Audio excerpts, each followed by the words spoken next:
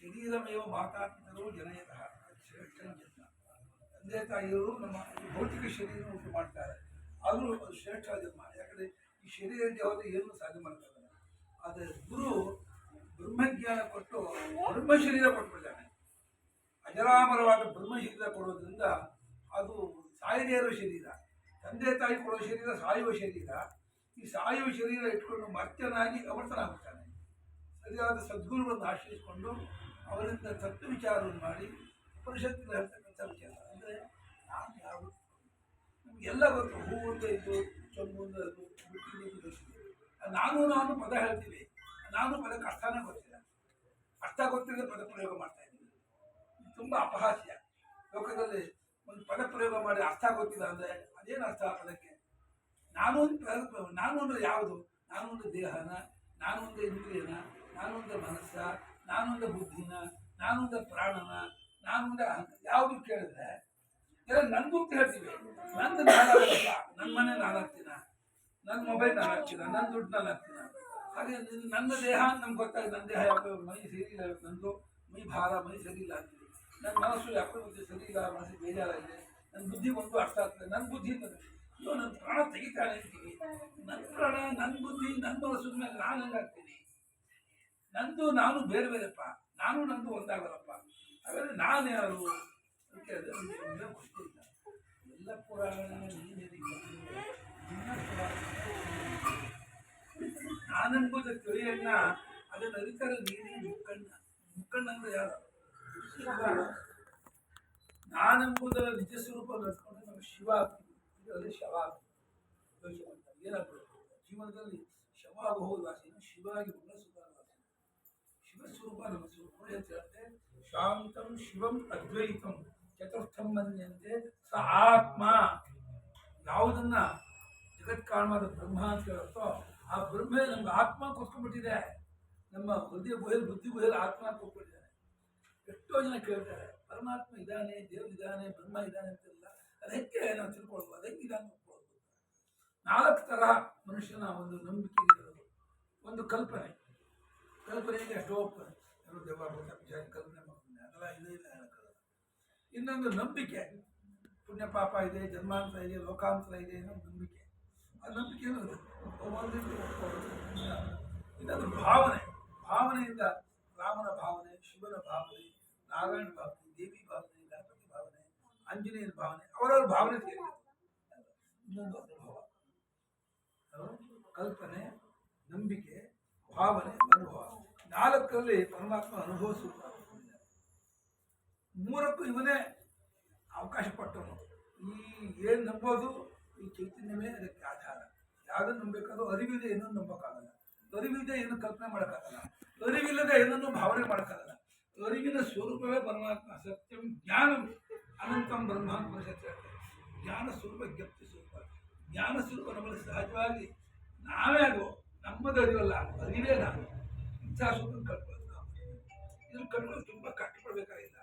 ಏನು ಅಂತಂದರೆ ಪರಮಾತ್ಮ ಒಂದು ಸಹಜವಾಗಿ ಒಂದು ವಿದ್ಯೆ ಕೊಟ್ಟಿದ್ದಾರೆ. ಯಾವ ವಿದ್ಯೆ ಕೊಟ್ಟಿದ್ದಾರೆ ಗೊತ್ತಿದೆ? ಎಲ್ಲ ವಿದ್ಯೆ ಕಲಿಬೇಕು. ಇಂಗ್ಲೀಷ್ ಕಲಿಬೇಕು, ಸಂಸ್ಕೃತ ಕಲಿಬೇಕು, ಕನ್ನಡ, ತೆಲುಗು, ಈಜಲ್ ಕಲಿಬೇಕು, ಮರಾಠಿ ಕಲಿಬೇಕು, ಡ್ರೈವಿಂಗ್ ಕಲಿಬೇಕು, ಅಡುಗೆ ಮಾಡೋದು ಕಲಿಬೇಕು. ಈಗ ಒಂದು ಪಾಯಸ ಉಪ್ಪು ಹಾಕ್ಬಿಡ್ತಾರೆ, ಇನ್ನೇನೋ ಆಗ್ಬಿಡುತ್ತೆ, ಊಟ ಮಾಡೋಕ್ಕೆ ಆಗಲ್ಲ. ಕಲಿಬೇಕು, ಎಲ್ಲವನ್ನೂ ಕಲಿತೇವೆ. ಅದು ಒಂದು ವಿದ್ಯೆ ಮಾತ್ರ ಭಗವಂತ ಕಲಿಯೇ ಕೊಟ್ಟಿದ್ದಾನೆ. ಪ್ರೇಮ ವಿದ್ಯೆ. ಪ್ರೇಮ ವಿದ್ಯೆ ನಾವು ಪ್ರೀತಿ ಪ್ರೇಮಲ್ಲಿ ಎಲ್ಲರೂ ಕಲ್ತಿಲ್ಲ. ಸಹಜವಾಗಿ ಒಂದು ಚಿಕ್ಕ ಮಗು ತಾಯಿ ಮುಖ ನೋಡ್ತಾ ನಕ್ಕಬೇಕು.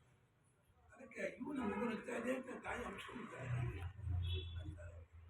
ಸಿಂಹದ ಹುಲಿಗೆ, ಸಿಂಹದ ಮರಿಗೆ, ಹುಲಿಯ ಮರಿಗೆ ತನ್ನ ಮಗುವಿಂದ ಅದಕ್ಕೆ ಪ್ರೇಮ ಪ್ರೀತಿ. ಅದಕ್ಕೂ ಅದು ಅಮ್ಮ ಅದಕ್ಕೆ ಭಯ ಇಲ್ಲ. ನಮಗೆ ಸಿಂಹ ಅಂದರೆ ಭಯ, ಹುಲಿಯಿಂದ ಭಯ, ಆ ಮರಿಗೆ ಭಯ. ಪ್ರೇಮದಿಂದ ಗೆದ್ಕೊಂಡ್ಬಿಟ್ಟಿದೆ. ಪ್ರೇಮ ಇದೆಯಲ್ಲ ಸರಿಯಾದ ಜಾಗದಲ್ಲಿ ಇಡಬೇಕು. ಪ್ರೇಮವನ್ನು ನಾವು ಎಲ್ಲೆಲ್ಲೋ ಇಟ್ಟು ದುಃಖ ತಗೊಳ್ತಾ ಇದ್ದೀವಿ, ಭಯ ತಗೊಳ್ತಾ ಇದ್ದೀವಿ, ಇನ್ನೇನೋ ಕಷ್ಟ ತಗೊಳ್ತೀವಿ, ಬೇಜಾರಾಗುತ್ತೆ, ಏನೇನೋ ಆಗುತ್ತೆ. ಅದು ಸರಿಯಾದ ಜಾಗದಲ್ಲಿ ಪ್ರೇಮ ಇದ್ದರೆ ಆ ಪ್ರೇಮ ಭಯ ಇಲ್ಲ, ದುಃಖ ಇಲ್ಲ, ಕಷ್ಟ ಇಲ್ಲ, ಅನರ್ಥ ಇಲ್ಲ. ಎಲ್ಲಿಡಬೇಕು ಪ್ರೇಮವನ್ನು? ಯಾವ ಜಾಗದಲ್ಲಿ ಪ್ರೇಮ ಇರ್ತಾರೆ ಆ ಪ್ರೇಮಕ್ಕೆ ಸೇರಬೇಕು. ಅಲ್ಲಿ ಪ್ರೇಮ. ನಾವು ಬಂಗಾರ ಮೇಲೆ ಪ್ರೇಮ ಮಾಡ್ತೀವಿ, ಬಂಗಾರ ಕಾಪಾಡ್ತೀವಿ. ಅಯ್ಯೋ ಬಂಗಾರ ಕಾಪಾಡ್ಬಿಟ್ಟೆ, ಹೇಗಾಯಿತು, ಮನೆಗೆ ರಿಪೇರಿಗೆ ಬಂದಿದ್ದು, ನೀನು ಮಾಡ್ಕೊಡ್ತೀನಿ ಬಂದಿದ್ದು, ನಾವು ಪಡೆಯಲ್ಲ ಮಾಡಿಕೊಟ್ರು, ಹೋಗ್ಬಿಟ್ಟ. ಅಯ್ಯೋ ಬಂಗಾರ ಕಾಪಾಡ್ಬಿಟ್ಟು ಅದು ಎಲ್ಲೋ ಬಂಗಾರ ಹೋದ ದುಃಖ ಅಲ್ಲ, ನಮ್ಮ ಬಂಗಾರ ಹೋದಾಗ ಅದೇ ಬಂಗಾರ ಮೇಲೆ ಪ್ರೇಮ ದುಃಖ ಸಾಮಾನ್ಯ. ಹಾಗೆ ನಮ್ಮದಾಗಿರ್ತಕ್ಕಂಥ ಏನೋ ವಸ್ತು ಕಳ್ಕೊಂಡ್ರೆ ಅಥವಾ ನಮ್ಮ ತಂದೆ ತಾಯಿ ನಮ್ಮ ಅಣ್ಣ ಬಂಧುಗಳು ಹೋದ ದುಃಖ. ಯಾಕೆ? ನಮ್ಮ ಪ್ರೇಮ ಕೊಟ್ಟಿದ್ದೀವಿ. ಪ್ರೇಮಕ್ಕೆ ದುಃಖ ಭಯ ಇದು ಅಂತಾದರೆ ಭಗವಂತನ ಅವನು ನಿತ್ಯ, ಅವನು ಸತ್ಯ, ಅವನು ಸ್ವತಂತ್ರ. ಪರತಂತ್ರದಲ್ಲಿದ್ದವನು ಪ್ರೇಮ ಇಟ್ಟರೆ ನಮ್ಮನ್ನು ಪರತಂತ್ರ ಮಾಡ್ತಾರೆ. ನೀರಲ್ಲಿ ಮುಳುಗೋಗ್ತಾರೆ ಅವನು ಹಿಡಿಯೋದು ಹೋದ್ರೆ. Incoming voice call from Kapalama Shishya Achintya Avrajian. ಆದರೆ ಯಾರು ಸ್ವತಂತ್ರನೋ ಅವನು ಪ್ರೇಮಿಸು. ಲೋಕದವರೆಲ್ಲ ದಾಸರು ವಿಷಯಾಸಕ್ತರು ಭೋಗಾಸಕ್ತರು ಪ್ರೇಮಿಸಿದರೆ ನಮ್ಮನ್ನು ಭೋಗಾಸಕ್ತರು ಪ್ರೇಮ ಅಂತ ಅಂತಾರೆ. ಸಿನಿಮಾ ಹೋಗೋಣ ಪ್ರೀತಿಸಿದರೆ ಸಿನಿಮಾ ಕರ್ಕೊಂಡು ಹೋಗ್ತಾರೆ, ಬಾ ಸಿನಿಮಾಕ್ಕೆ ಹೋಗೋಣ ಅದು ಚೆನ್ನಾಗಿದೆ. ಇಸ್ಪೀಟ್ ಆಡೋರು ಪ್ರೇಮಿಸಿದರೆ ಇಸ್ಪೀಟ್ ಆಡೋ ಕರ್ಕೊಂಡು ಹೋಗ್ತಾರೆ, ಸ್ವಭಾವ. ಹಾಗೆ ಭಗವದ್ಭಕ್ತರು ಪ್ರೇಮಿಸಿದರೆ ಅವ್ರು ಭಗವಂತನ ತೋರಿಸ್ತಾರೆ. ಭಗವಂತನ ಪರಿಚಯ ಮಾಡ್ಕೊಂಡು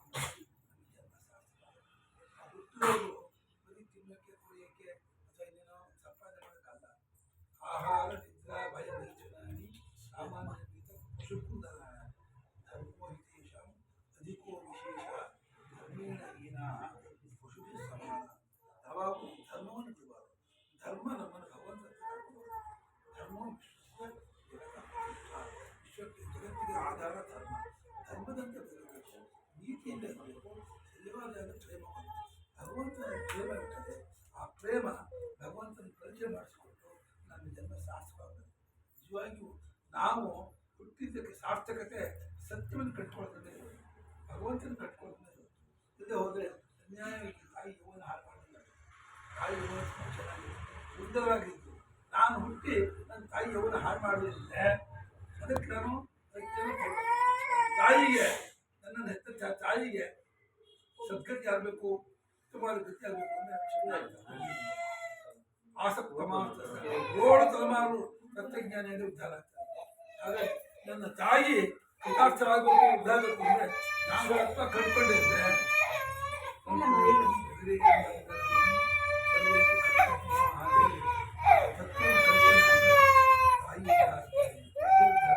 ಭೂಮಿ ತಾಯಿ ಮಹಾತ್ಮ ಹೊತ್ಕೊಂಡಿದ್ದೀನಲ್ಲ, ನನ್ನ ಜನ್ಮ ಸಾರ್ಥಕ ಆಯಿತು, ಆಕೆ ಸಂತೋಷ ಪಡ್ತಾಳೆ.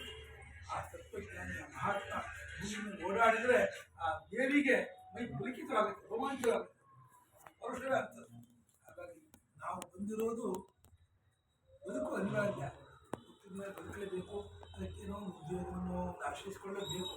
ಅದನ್ನು ತಿನ್ನದೇ ಇರೋಕ್ಕಾಗಲ್ಲ, ಬಟ್ಟೆ ಹೊಡೆಯೋದಕ್ಕಾಗಲ್ಲ, ಇನ್ನೊಂದು ಮಾಡೋದಕ್ಕಾಗಲ್ಲ. ಆದರೆ ಅದಕ್ಕೇನೋ ಒಂದು ಲಿಮಿಟ್ ಇಟ್ಕೊಂಡು ಒಂದು ಕಾನ್ಸಂಟ್ರೇಷನ್ ಭಗವಂತನ ಕೈಗಿದ್ದು ಹೇಗೆ ಕಂಡುಕೊಳ್ಳಿ, ಅವ್ರು ಯಾರನ್ನು ಆಶ್ರಯಿಸ್ಕೊಳ್ಳಿ, ಅದಕ್ಕೆ ಏನು ಸಾಧನೆ ಕೈಗೊಳ್ಳಲಿ, ಯಾವ ರೀತಿ ನಾನು ನಡ್ಕೊಂಡ್ರೆ ನಾನು ಭಗವಂತನ ಪ್ರಿಯನಾಗ್ತೀನಿ ಅದಕ್ಕೆ ಹಾಕೊಂಡು. ಭಗವಂತನ ಸ್ವಭಾವ ಸತ್ಯ ಸ್ವರೂಪ. ಸತ್ಯ ಸ್ವರೂಪನಾದ ಪರಮಾತ್ಮನಿಗೆ ನಾವು ಸತ್ಯವಂತರಾಗಿದ್ದರೆ ಭಗವಂತನ ಇಷ್ಟ ಆಗುತ್ತೆ. ಅವನು ಅತ್ಯಂತ ಕರುಣಾಮಯ, ದಯಾಲುವನು. ದಯಾಮಯನಾದ ಪರಮಾತ್ಮ, ಕರುಣಾಳಾದ ಪರಮಾತ್ಮನಿಗೆ ನಾವು ಅಹಿಂಸಕರಾಗಿ ಬರ್ತೇವೆ. ನಾವು ಹಿಂಸೆ ಮಾಡಿದರೆ ಭಗವಂತನ ಸ್ವಭಾವಕ್ಕೆ ಇಷ್ಟವಾಗಲ್ಲ.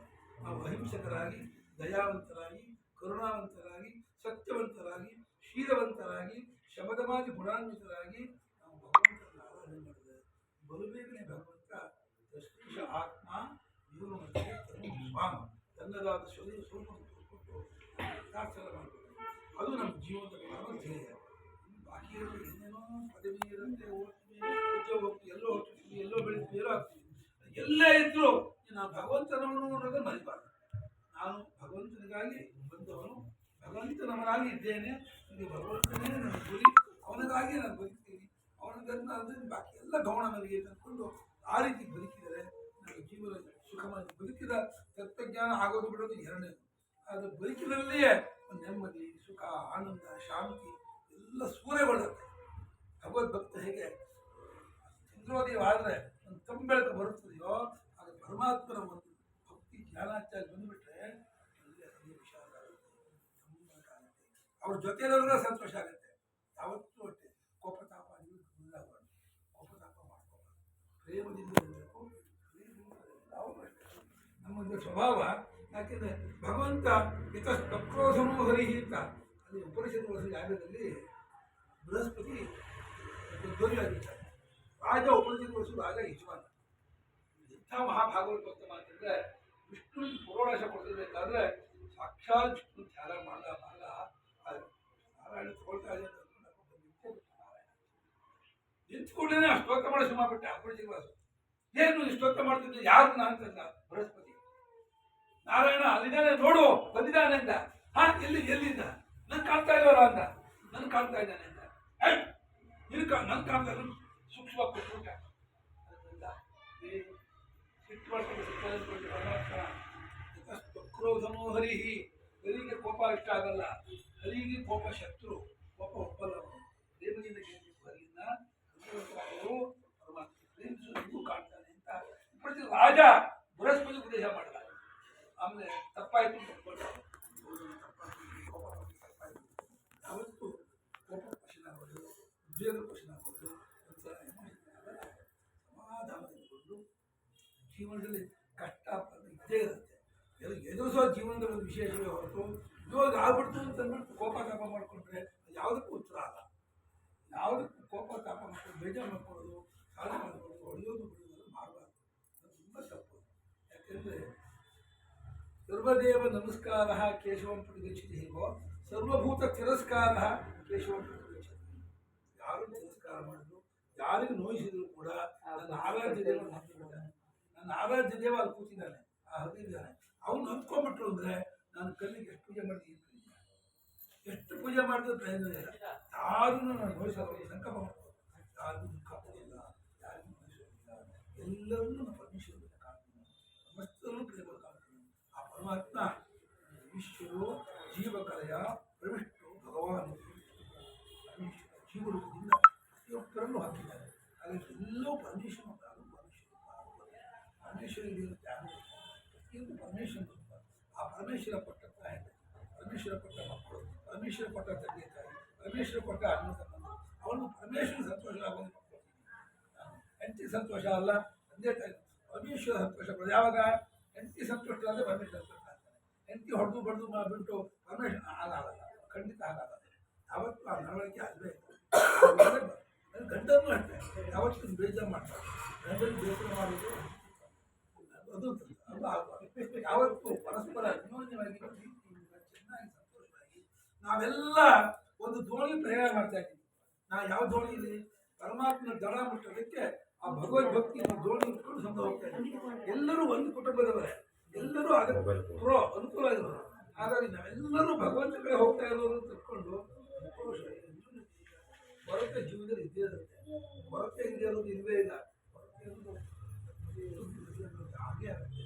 ಆ ಕೊರತೆ ಎದುರಿಸೋದು, ಕಷ್ಟವನ್ನು ಸಹಿಸೋದು, ದುಃಖವನ್ನು ಫೇಸ್ ಮಾಡೋದಿಲ್ಲ. ಅದು ಜೀವನದ ಉದ್ದೇಶ ಹೊರತು ನನ್ನ ಕಷ್ಟವೇ ಬರಬಾರ್ದು, ನನ್ನ ದುಃಖವೇ ಬರಬಾರ್ದು ಅನ್ನೋದು ಸಾಧ್ಯವೇ ಇಲ್ಲ. ಜೀವನ ಪುಣ್ಯ ಪಾಪದ ಫಲ ಆದ್ಮೇಲೆ ಒಂದೇ ಬರುತ್ತೆ. ಎದುರಿಸಿ ಭಗವದ್ಭಕ್ತಿ ತಂದುಕೊಂಡು ಜೀವನ ನಡೆಸಿದ್ರೆ ಖಂಡಿತ ನಿಮ್ಮ ಸಾರ್ಥಕವಾಗುತ್ತೆ. ಆ ಪರಮಾತ್ಮ ಅಂತ ಶುದ್ಧವಾದ ಭಕ್ತಿ ಕೊಡಲಿ, ಸನ್ಮಾರ್ಗದಲ್ಲಿ ಧರ್ಮ ಮಾರ್ಗದಲ್ಲಿರಬೇಕು. ನಾವು ಧರ್ಮವನ್ನು ಬಿಟ್ಟು ಯಾವ ಕಾರಣಕ್ಕೂ ನಾವು ಹೋಗಬಾರ್ದು. ಧರ್ಮವನ್ನು ಕಾಪಾಡಬೇಕು. ಧರ್ಮಕ್ಕೆ ನಾವು ಬೆಲೆ ಕೊಟ್ಟು ಧರ್ಮದಲ್ಲಿ ನಡ್ಕೊಂಡು ಸನ್ಮಾರ್ಗದಲ್ಲಿದ್ದು ಭಗವದ್ಭಕ್ತಿಯನ್ನು ಆಶ್ರಯಿಸಿಕೊಂಡು ನಾವು ಸಂಸಾರದಲ್ಲೇ ಮುಕ್ತರಾಗ್ಬಿಡ್ತೀವಿ. ಕಾಡಿಗೆ ಹೋಗ್ಬೇಕಾಗಿಲ್ಲ, ಅದು ಹಿಮಾಲಯಕ್ಕೆ ಹೋಗ್ಬೇಕಾಗಿಲ್ಲ. ಇಲ್ಲಿಗೆ ಭಗವದ್ಭಕ್ತಿ ತಿಳ್ಕೊಂಡ್ರೆ ಅವಕಾಶ